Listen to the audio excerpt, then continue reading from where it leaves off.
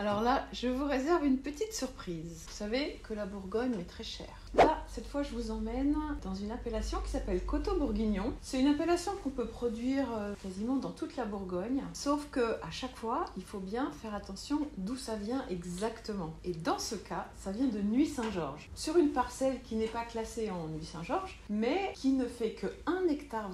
Ce sont des vieilles vignes de plus de 50 ans. Et alors là, vous allez voir que ça donne une belle concentration qui évoque immédiatement les grands vins de Bourgogne. Alors c'est un 2022, c'est génial parce que c'était un grand millésime très ensoleillé. Et vous allez voir que à la fois dès le nez, où on a ce côté très bourguignon, du cassis, de la framboise, voilà, des fines notes boisées. Et une fois qu'on le met en bouche, on va avoir cette espèce d'impression toute lisse, toute raffinée, beaucoup d'élégance de ces grands pinots noirs. Là, il y a une petite touche de gamay en plus. Ces grands pinots noirs dont les tanins sont complètement fondus, discrets, ils sont juste là pour soutenir un peu le vin. C'est vraiment un grand régal. Alors, qu'est-ce qu'on va manger avec ça? Alors là, la porte est grande ouverte. Parce que le fait qu'il n'y ait pas trop de tanins, que ce soit un vin qui soit très raffiné, plutôt dans la légèreté quand même, on va pouvoir utiliser ça quasiment à toutes les saisons.